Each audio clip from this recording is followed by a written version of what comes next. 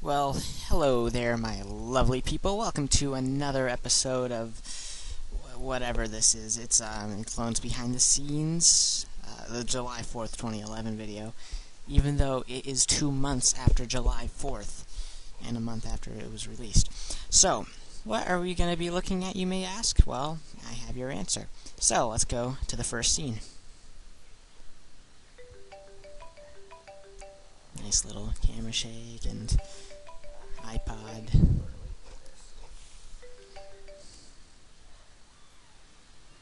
Anyway, we're gonna go through all of this.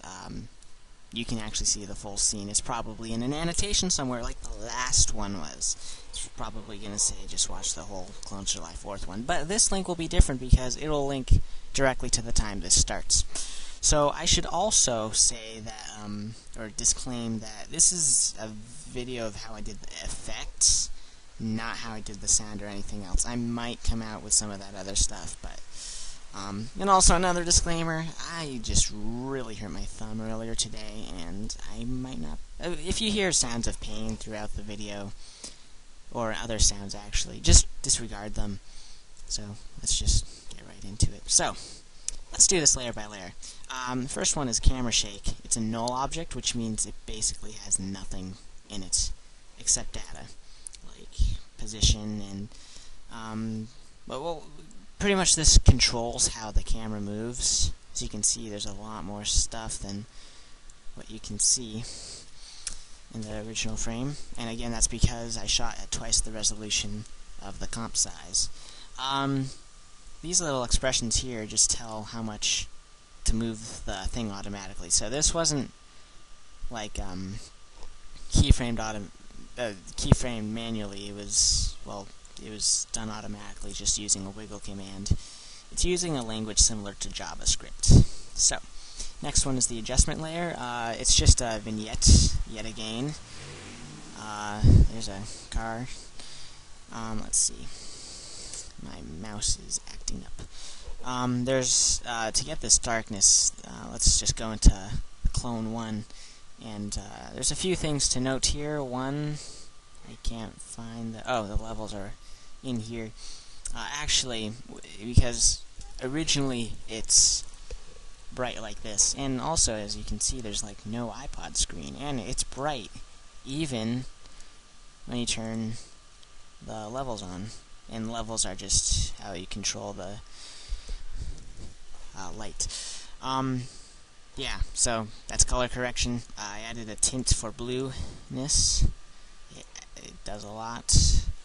Well, okay, let's just tint 1. Turn everything black and white, since you really only see a few colors. You don't get the full red, green, blue, yellow, and all that stuff. And then add a blue tint, because that's what you mostly see. It's all scientific. You'll have to look it up, since this is just a video on how to do the effects.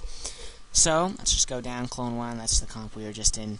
You might have noticed that little black thing there. That's just to hide the iPod screen. And that's because this screen is quite fake. It's a fake screen. I was pretty proud of how this came out. Because that's the original. No, that's not the original. This is the original. Then I just added, like, the black on with some, a mask. I got the iPod corrected by just using, like, a corner pin. The same thing I will show you later. So you can just stretch it out and do all sorts of cool stuff. Woo! Let's just take a look into this iPod screen, which is conveniently named iPod screen. So, you may notice this looks quite horrible compared to a screenshot. Well, there's a few reasons I did this. The first one was probably because I thought I was going to do a completely different scene than the one I did. Just have the time zoom in, and probably would have been better for all of us, but no. And the second reason is because it's actually graphical. You can see the screen actually... yeah, stupid mouse. You can see the screen actually, like, moving and interacting, so it was very helpful. yeah, so everything here is fake. The notification I made myself. It's a little Easter egg, though. It's kind of hard to see here. So, notification is just a simple file I downloaded. I searched for it. This had something to do with Adobe, which is quite convenient because I'm in Adobe. But I just used Paint Shop Pro, which is a basic version of Photoshop, pretty much, and got rid of the text that was there. And as you can see, there's some slight duplication, but since we're nice people, we'll ignore that, right? I didn't think so. And then I just animated that myself. There's this. So, like, if you move this, you may notice the text is moving with it. The text is a different layer. I can change this.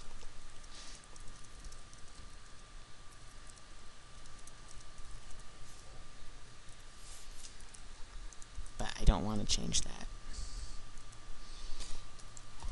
So, and as you can see, it still makes it through. That's because it's parented.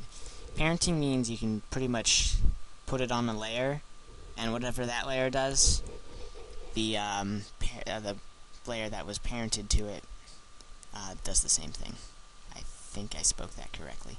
So yes, and then for the later on, you'll see there's a slide to unlock, or how I slide it.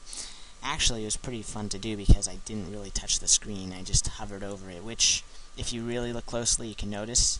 But if you don't, you won't notice. And there's also some other stuff you might not notice, like when I go off of the table, it's actually moves. So yeah, the slide to unlock's there. I never touch I never touch it. The screen's actually green. Should have made that blue, but I didn't because I'm smart.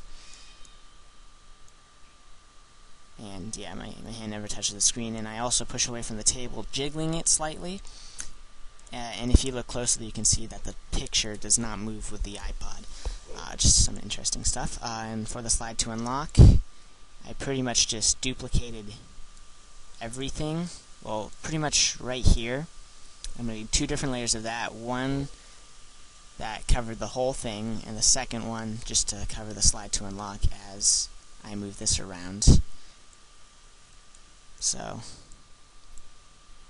as you can see, that's the original. It's a background, which fades in.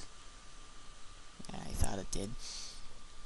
Another background to get rid of the original button that was there, and then I got the button, which I did fade, and that's what I did. And you can notice there's some bleeding there, and then the button, which I just masked out from the original background and moved with the position, so I can just move this anywhere actually, but I don't want to. So let's go back to the first scene, since that's what we're in, and it's moved us over here. So this was just simple camera angles, still with all the same camera shake, and with a new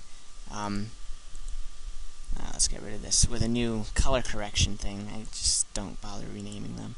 You can see it adds some slight difference. Anything you can do to enhance the picture is good, as long as it looks either just what you wanted it to, or better than what it used to. Like, there's not as much detail in this. I find that it's more colorful and pleasing to the eye for that. But I'm not a pro yet, so don't quote me. And then we get to the interesting part where the clone kind of appears. This one was kind of hard, because I actually had to mask myself out manually. No automatic stuff. I had to move these mask points around. See, I'm no longer... Oh, whoa, what's that? It's like the mirror in last night's Doctor Who episode, which wasn't that great. So I had to manually do that, but luckily there was a feather, and it was just better that way, I guess. And so, yeah. Because without this mask, you wouldn't be able to see me. And masks are important.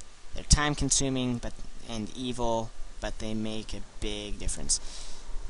And then, later on, after that, you can see that there's some error. like, you can see that there's a slight fade away, especially when I go further down. This actually you did not see in the video. I made sure you didn't. But you can actually still see it slightly. And my time was up, but I fixed that. Again, the camera wiggle, and because this is all locked down on a tripod, and the wiggle just adds some more realism or impressiveness to it. I don't know which one, but it helps. And then, as you notice, well, let's just play through this. Oh my goodness, not today, I'm too late. Let's just go. Today's the holiday. See, there's some lightness there, and then this lightness grows. That's because of shadows and their evil stuff, but it's hardly noticeable. Then this one, where it just zooms out of the earth into the title, it's pretty much the same thing I did with the intro, which is annotated probably in the bottom left. I just manually made this camera, though, and the lens flares and the text and the stars, that's all the same stuff. So you pretty much know everything I did for the first scene. The second scene's a little more exciting because it has the neon can, and that took some work. But you can see that, and there's not much layers here. But if you dive deeper into it, by the way, these are all split up to get the timing right. I did that in Premiere, which is somewhere. Yeah, Premiere. I did that in the thing. You can do it in Movie Maker or something too, so that works out. Anyway, thank you for watching this little run-through and walk-through, and there's an arrow pointing you towards probably the watch video. I don't know what it's pointing towards. I'll add these later. Thank you again for watching, and join me next time when I talk more about nothing.